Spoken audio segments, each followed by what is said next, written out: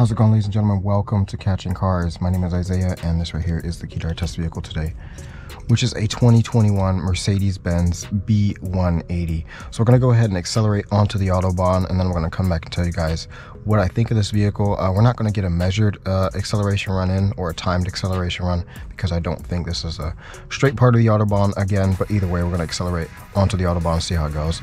And then I'll come back and tell you guys what I think. As usual, subscribe to Catching Cars before we get going.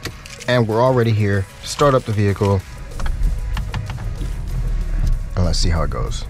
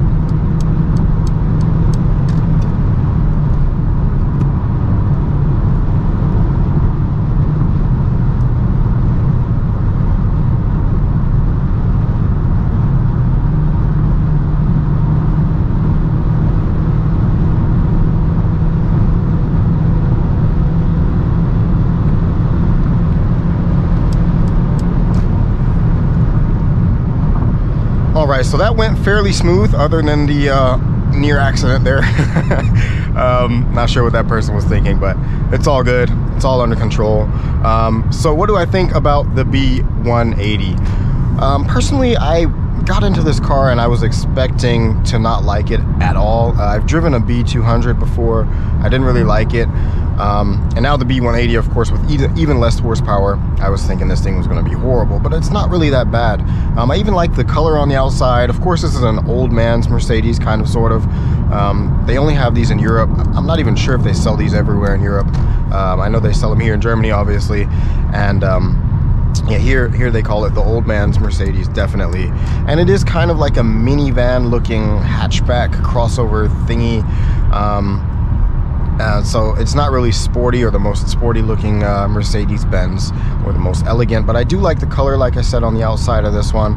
And I think it actually still looks decent. The interior is basically the same that you get in an A-Class. I think this part is a bit different over there. But either way, it is a nice looking interior and a nice looking vehicle overall.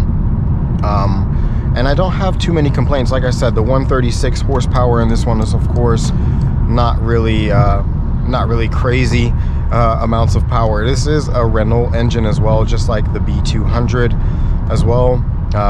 So those two engines, the B180 and the B200, are Renault engines, 136 or 163 horsepower PS,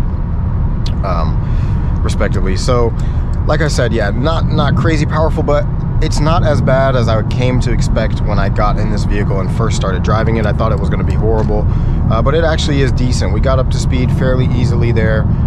Like I said, or say with most vehicles, it's no rocket ship.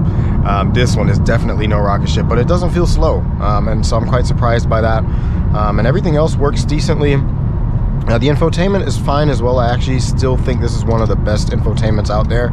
Of course, you have the stupid assistance systems again in this thing that turn on every time you turn on the vehicle, and you have to turn them off kind of in a complicated way. So you have to go to Einstellungen, which is settings. The car is in German, and then you go to assistance here, and then you can, you know, turn everything off here, which is just too much. It's way too much. It takes away my concentration from driving. It's way too much. There needs to be a button here, turn everything off, and then that'll be it. Or when you start up the vehicle, have it ask you, hey, do you want the assistance systems on or off? Finish. Very easy. So I think that's the way we should go with these assistance systems, and I hope that someday soon we can change that. But other than that, this thing is actually decent. The sound system is decent as well, and of course you get the nice ambient lighting as well that you might have just seen there for a second. One gripe I did have, one problem with the navigation system, that's why I have my navigation here running on the phone. So you can't really put in a POI the way you want to. I wanted to put in the central train station in Frankfurt, and that was not possible with this navigation system, so it's kind of complicated to find POIs there for some reason. So that's why I have the navigation system here on my phone. Other than that, like I said, a decent vehicle, and not as bad as I expected. So you can even drive one of these as a young person and have enough fun. You have enough space there in the rear and in the trunk, and overall, yeah, decent, not bad. So be sure to subscribe to Catching Cars, and I'll catch you guys in the next video.